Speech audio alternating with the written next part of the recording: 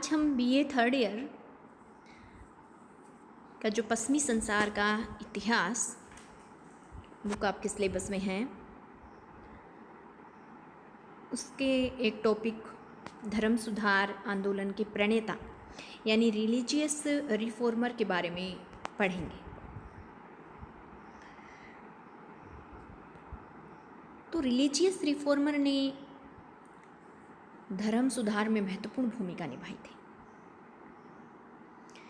वैसे तो एक महत्वपूर्ण धर्म सुधारक मार्टिन लूथर के बारे में हम डिटेल से पढ़ चुके हैं, लेकिन मार्टिन लूथर से पहले भी कई धर्म सुधारकों ने 14वीं सदी से ही चर्च और जो पोप थे उनकी अनैतिकता, उनके भ्रष्ट आचरण, विलासिता व शोषण के विरुद्ध अपनी आवाज़ उठाई थी। उनमें जैसे जॉन वाइक्लिफ, जॉन हस, सेवानारोला, इरासमस।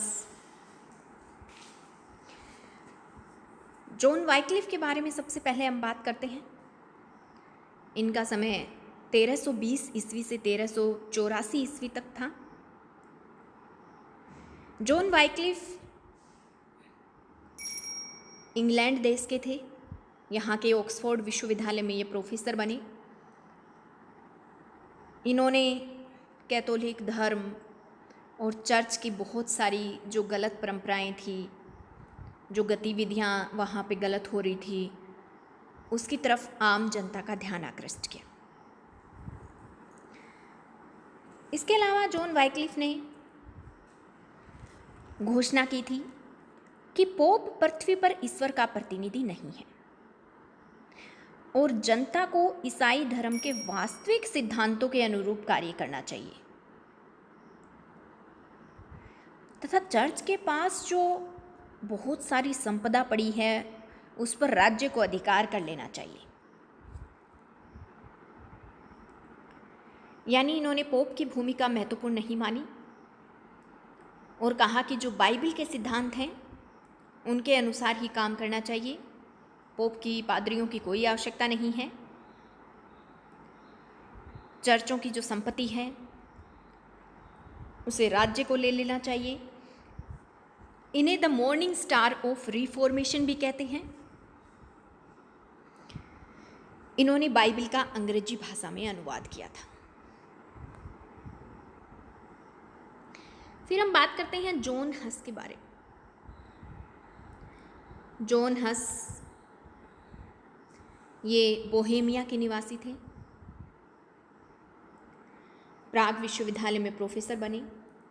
इनका समय 1369 ईस्वी से 1415 ईस्वी तक था।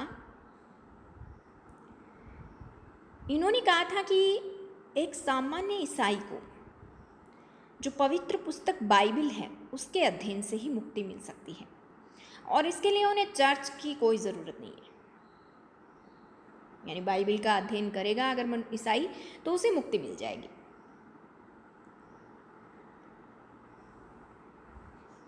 चर्च की आलोचना करने के कारण उन्हें नास्तिक कह दिया गया और उन्हें जीवित जला दिया गया। सेवानारोला ये इटली के फ्लोरेंस नगर के पादरी थे। 1452 ईस्वी से 1498 ईस्वी इनका टाइम पीरियड था। इन्होंने भी चर्च में व्याप्त दोषों, पोप की बुराइयों की आलोचना की थी और इन्हें भी पोप और उसकी परिषद ने जिंदा जला दिया था।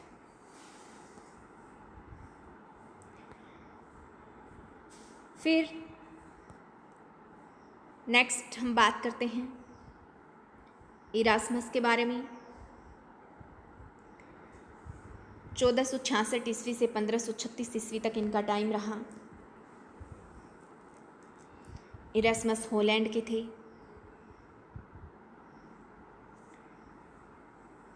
इन्होंने भी चर्च व मठों में व्याप्त भ्रष्टाचार की आलोचना की। फिर ये इंग्लैंड चले गए थे और वहाँ कई विद्वानों के संपर्क में आए, अनेक पुस्तकें लिखी। 1511 ईस्वी में इन्होंने अपनी पुस्तक द प्रेज ऑफ फोली लिखी। इसमें व्यंग्य की शैली में धर्माधिकारियों की पोल इन्होंने खोली, यानी धर्माधिकारियों पर व्यंग्य रूप में ये पुस्तक लिखी गई है। चर्च में व्याप्त दोषों पर भी प्रहार किए। इन्होंने 1515 ईस्वी में बाइबिल का लैटिन भाषा में अनुवाद किया था।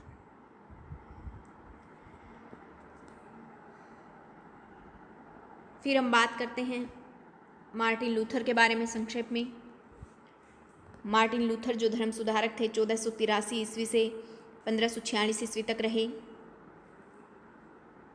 एक साधारण कृषक परिवार में इनका जन्म हुआ था।